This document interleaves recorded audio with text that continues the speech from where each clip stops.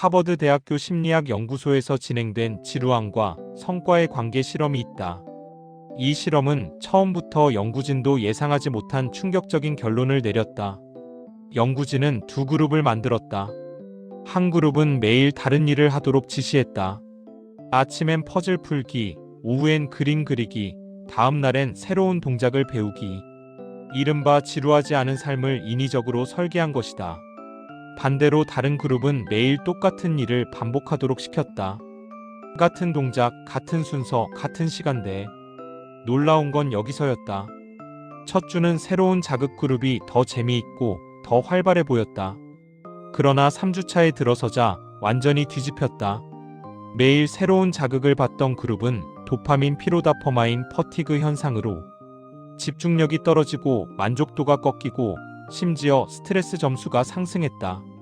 반면 반복 그룹은 처음에는 지루에 미칠 것 같은 표정을 짓다가 3주차에 들어서자 집중력 정확도 창의성이 폭발적으로 증가했다. 하버드 연구진은 이렇게 결론을 내렸다. 새로움은 즐거움은 주지만 성과를 방해한다. 반복은 지루함을 주지만 결국 뇌를 성장시킨다. 이 말은 아주 조용하게 그러나 강력하게 성공의 본질을 드러낸다. 성공하는 사람들은 새로운 자극을 찾지 않는다. 그들은 지루한 반복을 견디고 다루고 이용한다. 이 지점에서 우리는 멈춰서 생각해야 한다. 우리는 왜 항상 새로움을 찾을까? 왜 SNS를 켜고 새로운 강의를 듣고 새로운 목표를 세우며 뭔가 다시 시작해야 한다는 충동에 시달릴까? 그리고 왜 대부분의 사람들은 나는 노력하고 있는데 왜 성과는 제자리인가? 라는 질문을 끝없이 되풀이할까? 정답은 하나다. 우리의 뇌는 새로운 자극에 중독되도록 진화했기 때문이다. 그러나 성공은 진화 본능의 반대편에 있다. 성공은 지루함을 견디는 힘 위에서만 자란다. 그리고 이 사실을 가장 정확하게 이용한 사람이 바로 일론 머스크, 워런 버핏, 제프 베조스 같은 세계 최고 수준의 CEO들이다. 이제부터 우리는 왜 부자는 새로움을 찾지 않고 가난한 사람만 끊임없이 새로운 것에 중독되는지, 그리고 그 차이가 어디에서 시작되는지 뇌과학 진화론 본능 심리학을 기반으로 풀어보게 될 것이다. 하지만 먼저 우리가 왜 새로움을 찾고 싶어하는 존재로 태어났는지를 알아야 한다. 첫째, 인간의 뇌는 원래 새로운 자극에 중독되도록 만들어졌다. 진화론적 이유. 우리의 조상은 새로운 소리, 새로운 냄새, 새로운 환경 변화에 곧바로 반응해야만 생존할 수 있었다. 풀숲에서 들리는 낯선 소리는 포식자일 가능성이 있었다. 갑자기 느껴진 이상한 냄새는 독성 물질의 경고였을 수 있다. 새로운 것에 민감하게 반응해야 살아남을 수 있었던 것이다. 이때 인간의 뇌는 도파민 시스템을 활용했다. 새로운 자극을 감지하면 도파민을 보상으로 쏴주며 이렇게 말했기 때문이다. 저 변화에 집중해라. 저 자극이 너를 살릴지도 모른다. 즉, 새로움을 좋아하는 것은 게으름이 아니라 진화의 흔적이다. 그래서 우리는 새로운 유튜브 영상, 새로운 계획 노트, 새로운 취미, 새로운 다이어트, 새로운 인간관계, 말 그대로 새로운 것을 보면 뇌가 자동으로 반응한다. 마치 본능처럼. 문제는 이것이다. 21세기의 새로운 자극은 대부분 생존과 무관하다. 그러나 뇌는 여전히 새로움 생존이라고 오해한다. 그래서 끝없이 SNS를 스크롤하고 새로운 목표를 만들고 하루 만에 시들해지고 또 다른 목표를 만들고 이 과정을 반복한다. 그리고 아이러니하게도 새로움을 찾으면 찾을수록 우리의 뇌는 더 집중을 못하고 더 지루함을 못 견디고 더 쉽게 포기하도록 재구성된다. 하버드 연구가 이것을 명확히 증명했다. 둘째, 새로운 자극은 뇌의 연료를 빠르게 소모시킨다. 뇌과학적 이유. 신경과학에서 도파민 톨러런스 다퍼마인 탈러런스라는 개념이 있다. 새로운 자극을 많이 받을수록 뇌는 더 강한 자극을 원하게 된다. 왜냐하면 도파민 수용체가 점점 둔감해지기 때문이다. 쉽게 말해 어제의 재미는 오늘의 지루함이 된다. 유튜브를 켰는데 5분짜리 영상이 지루해서 30초짜리를 찾고 그것도 지루해 10초짜리 릴스에 손이 가는 이유가 바로 이것이다. 뇌는 새로움에 적응이 빠르다. 그리고 뇌가 적응하는 순간 새로운 자극은 더 강하고 자극적인 것을 요구한다. 그럼 어떤 일이 벌어질까? 책 한 권을 끝까지 읽기 어려워진다. 일을 시작해도 몇 분 만에 집중이 흐트러진다. 영상 하나 끝까지 보기도 힘들어진다. 운동 루틴은 3일을 넘기기 어렵다. 작은 불편, 작은 지루함도 견디지 못한다. 결국 새로움 중독은 성공을 만들 수 있는 집중력을 가장 먼저 파괴한다.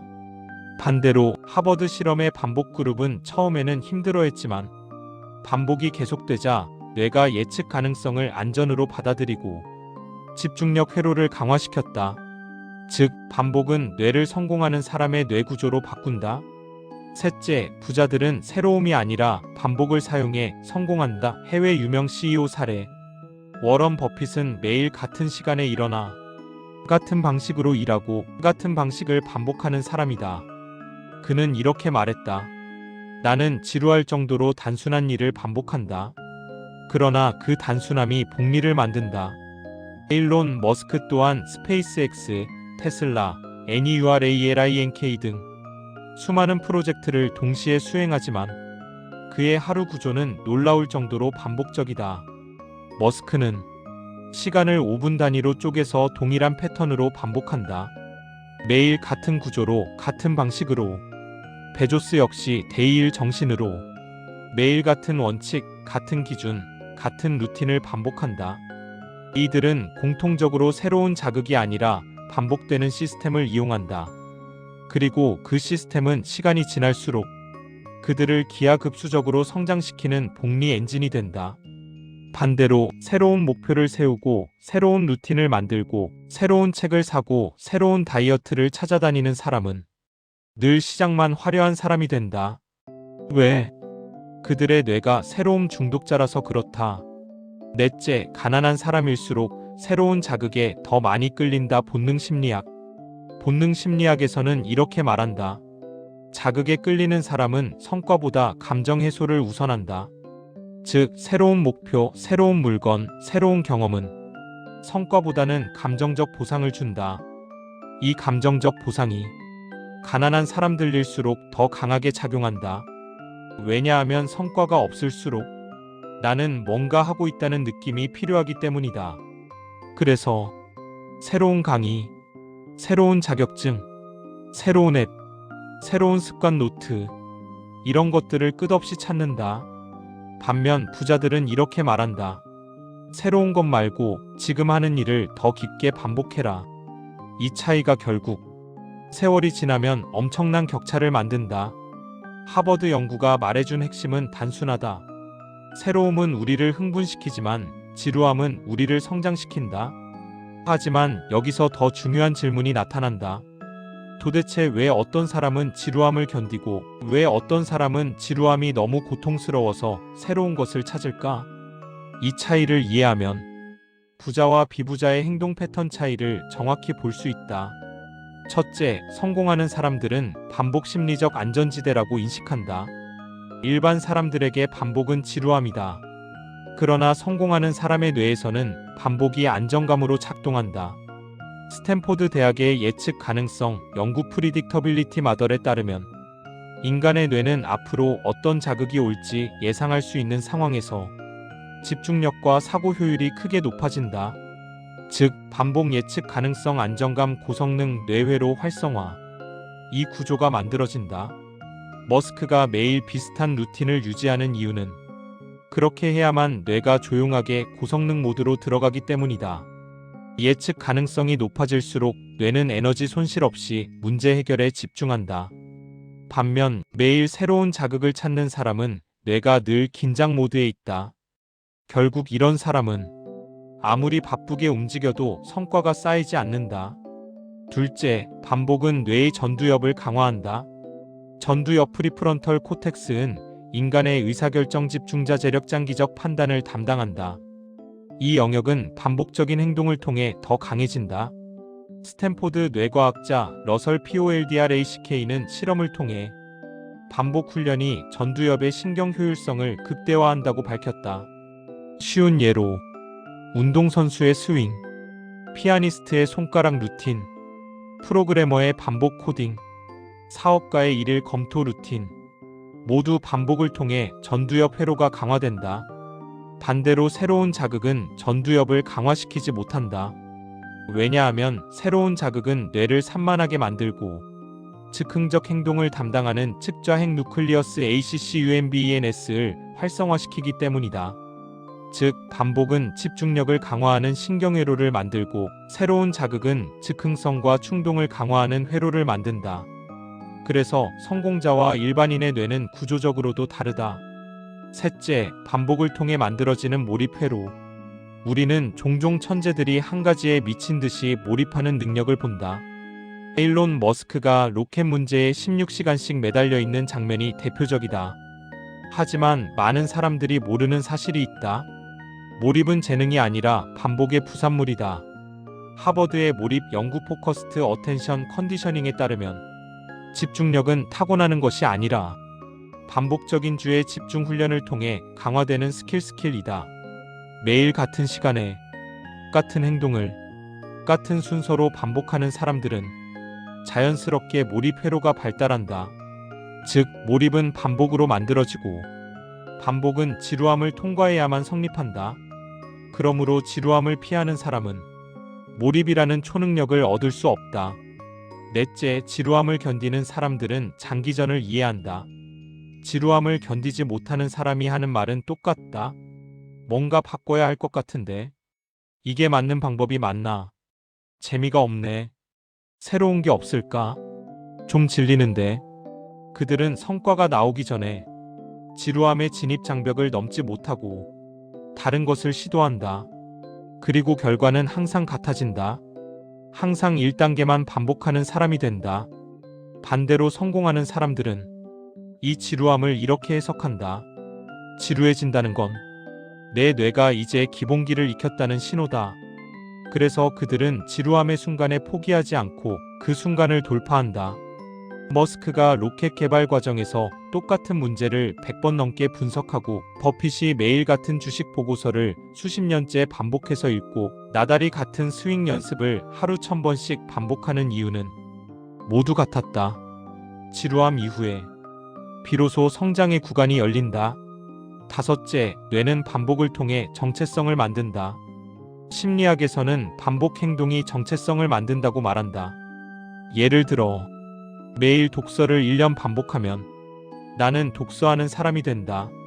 매일 운동을 1년 반복하면 나는 운동하는 사람이 된다. 매일 공부를 1년 반복하면 나는 배움의 사람이 된다. 반대로 새로운 자극을 좇는 사람은 정체성이 형성되지 않는다. 정체성이 없으면 의지력, 집중력, 인내력 모두 약해진다. 그러나 반복을 통해 정체성이 만들어지면 사람은 더 이상 의지에 의존하지 않는다. 정체성이 행동을 이끌기 때문이다. 부자들이 꾸준하고 안정적인 이유는 그들의 정체성이 반복으로 만들어졌기 때문이다. 사람들은 말한다. 꾸준함이 중요하다, 반복이 중요하다, 기본기가 중요하다. 하지만 그 말만 듣고도 대부분은 그걸 실천하지 못한다. 왜냐하면 반복 지루함이기 때문이다. 그리고 인간의 뇌는 본능적으로 지루함을 피하도록 설계되어 있다. 하지만 여기서 중요한 사실이 있다. 지루함을 견디고 반복을 시작한 순간부터 습관은 에너지 소비에서 에너지 절약 모드로 바뀐다. 이 지점에서 성과가 폭발한다. 왜냐하면 뇌가 어느 순간부터 이건 힘든 일이 아니야, 익숙한 일이야 라고 저장하기 때문이다. 이때부터 사람은 몰입을 억지로 만드는 것이 아니라 몰입이 자연스럽게 일어난다. 이제 반복이 성과를 어떻게 변화시키는지 본격적으로 들여다보자. 첫째, 반복은 뇌 속에 지름길을 만든다. 신경가속회로. 신경과학에서 가장 중요한 발견 중 하나가 바로 시냅스 가지치기 시냅틱 프루닝다. 반복적인 행동을 오래 하면 뇌는 자주 쓰이는 회로는 강화하고 자주 쓰지 않는 회로는 과감하게 잘라버린다. 즉, 반복하는 행동은 점점 더 빠르고 더 정확하게 더 적은 에너지를 들여 수행할 수 있다. 예를 들어보자. 머스크가 하는 문제 해결 방식, 버핏의 투자 판단, 나달의 스윙, 요리사의 칼질. 프로게이머의 감각적 반응. 이 모든 것들은 한때는 에너지 소모가 큰 행동이었다. 하지만 반복을 통과하면서 뇌는 그 행동을 자동화 회로로 바꾸었다. 자동화되기 시작하면 성과는 기하급수적으로 빨라진다. 왜냐하면 한번 굴러가기 시작한 뇌의 자동화 회로는 도파민의 영향을 거의 받지 않고 기계처럼 성과를 쌓기 때문이다. 성공하는 사람들은 그걸 알고 있다. 반복이 무기인 이유가 바로 여기에 있다. 둘째, 반복은 창의성을 죽이지 않는다. 오히려 창의성을 만든다. 많은 사람들이 이렇게 생각한다. 나는 창의적인 일을 하고 싶으니까 똑같은 일을 반복하는 건 싫어. 그러나 스탠포드의 창의성 연구는 이 생각이 완전히 잘못되었다고 말한다. 창의성은 새로운 자극에서 오지 않는다. 창의성은 깊은 이해에서 나온다. 그리고 깊은 이해는 반드시 반복이 필요하다. 정리하면 새로운 표면적 아이디어, 반복 깊이 있는 아이디어. 예를 들어 피카소가 하루에도 수십 장의 스케치를 반복한 이유는 새로운 영감을 찾기 위해서가 아니었다.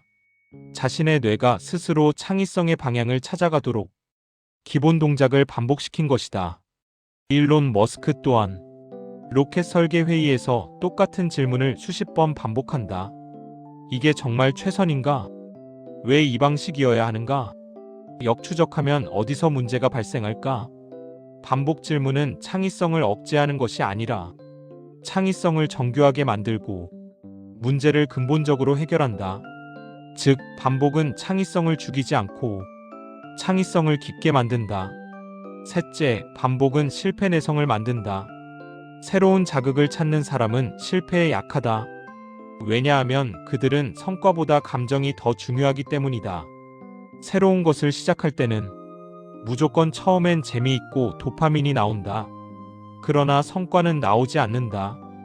성과가 나오려면 많은 반복이 필요하기 때문이다. 반대로 반복하는 사람은 실패 과정을 견딜 수 있는 내성을 만든다. 가장 잘 드러나는 예가 조직적 프로그래밍을 할 때이다.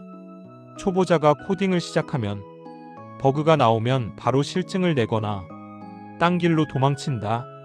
하지만 숙련된 프로그래머는 10시간 동안 같은 오류를 붙잡고 있을 수 있다. 왜?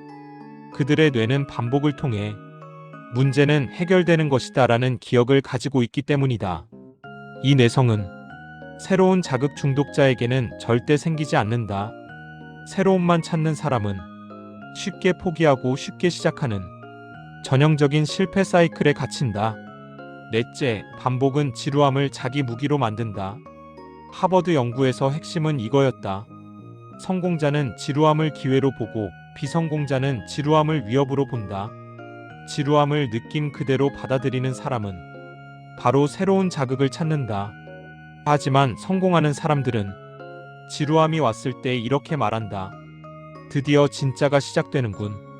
왜냐하면 지루함은 뇌가 기본기를 완전히 익혔다고 알려주는 신호이기 때문이다. 지루함이 왔다는 것은 뇌가 패턴을 이해했고 반복이 자동화로 진입했고 그 분야에서 성장 구간에 들어섰다는 뜻이다. 즉, 지루함은 성장이 시작되는 문 앞이다. 그 문 앞을 통과하는 사람이 부자가 된다. 그 문 앞에서 돌아서는 사람이 평생 제자리 걸음이다. 다섯째, 부자들은 새로운 자극이 아니라 시스템을 만든다. 가난한 사람은 이렇게 말한다. 요즘 뭐가 핫해? 요즘 뭐가 잘 돼? 어떤 분야가 돈 돼? 그들에게 세상은 늘 새로운 자극의 연속이다. 반면 부자들은 딱 하나를 반복해서 묻는다. 내 시스템은 얼마나 안정적인가? 시스템이란 무엇인가? 매일 반복되는 루틴, 예측 가능한 행동, 환경을 통한 자동화, 감정에 흔들리지 않는 구조, 꾸준함이 유지되도록 설계된 구조. 예를 들어 워런 버핏의 시스템은 독서 분석 판단. 이 세 가지가 70년 동안 반복되는 구조다. 머스크의 시스템은 문제 정해 5단계 역추적 설계 개선 반복 테스트. 이 사이클을 매일 반복하는 것이다. 시스템은 지루하다. 그러나 시스템은 불을 만들어낸다. 새로운 자극은 자극만 준다. 반복은 결과를 준다. 여섯째, 반복은 복리멀터플라이잉 이펙트를 타고 비약적으로 성장한다. 초반엔 미미하다. 정말 아무 변화가 없다. 계속 같은 일을 하는데도 아무 성과가 없어 보인다. 그러나 어느 순간 반복이 임계점을 넘어가면 성과는 폭발한다. 이 현상을 하버드의 심리학 교수 터리서 아마벌은 딜레이드 플러리싱이라고 불렀다. 즉, 반복은 처음에는 아무것도 변하지 않지만 어느 순간 폭발적인 성장 구간을 만든다는 것이다. 이 폭발 구간에 들어가는 사람은 부자가 된다. 들어가기 직전 지루함 때문에 포기하는 사람은 평생 제자리다. 머스크가 스페이스X를 만들 때 18번의 실패와 반복을 겪은 후 19번째 설계에서 갑자기 성공이 터졌다. 그건 운이 아니었다. 반복이 임계점을 넘어간 복리 구간이다. 일곱째, 반복을 하면 선택 피로가 사라진다. 새로운 자극을 추구하는 사람일수록 선택을 많이 한다. 그리고 선택을 많이 하는 사람들은 뇌의 실행 기능 이그제겨티브 펑크션이 급격하게 소모된다. 오늘 뭐 하지? 어디서부터 시작하지? 이걸 할까? 저걸 할까? 이 루틴이 맞나? 다른 방법이 없을까? 선택이 많아질수록 실행은 점점 줄어든다. 반대로 반복하는 사람은 선택 그 자체가 줄어든다. 아침 루틴, 일하는 방식, 일하는 시간, 정리 방식, 운동 계획, 모든 것이 자동화된다. 이 자동화된 선택 구조가 결국 엄청난 생산성을 만든다. 머스크가 5분 단위 일정을 쓰는 이유도 선택 피로를 없애기 위함이다. 여덟째, 반복은 정체성을 바꾼다. 가장 중요한 부분. 이제 핵심이다. 반복이 주는 가장 큰 선물은 성과도 집중도 아닌 정체성 변화이다. 매일 반복하면 뇌는 나는 이걸 하는 사람이라고 정체성을 업데이트한다.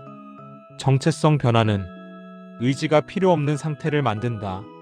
의지가 필요 없다는 건 노력 없이도 행동한다는 뜻이다. 예를 들어, 매일 독서를 반복한 사람은 책을 읽어야지라고 말하지 않는다. 그냥 책을 읽는다. 매일 운동한 사람은 오늘은 하기 싫다라는 생각조차 들지 않는다. 그냥 한다. 정체성이 바뀌면 삶이 자동으로 움직인다. 그리고 부자들의 정체성은 반복을 통과하면서 만들어진 것이다. 결론, 이제 당신이 해야 할 일 실전 적용. 당신의 삶이 바뀌는데 필요한 것은 단 3가지다. 일 하나를 고르고, 이 지루함을 견디고, 3매일 같은 시간에 반복하라.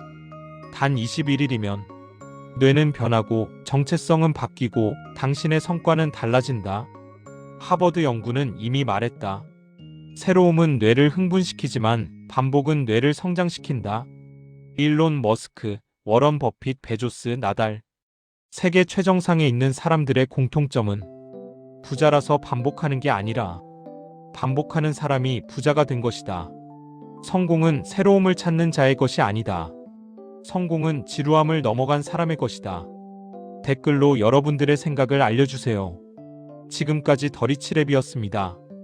구독과 좋아요는 영상 제작에 큰 힘이 됩니다.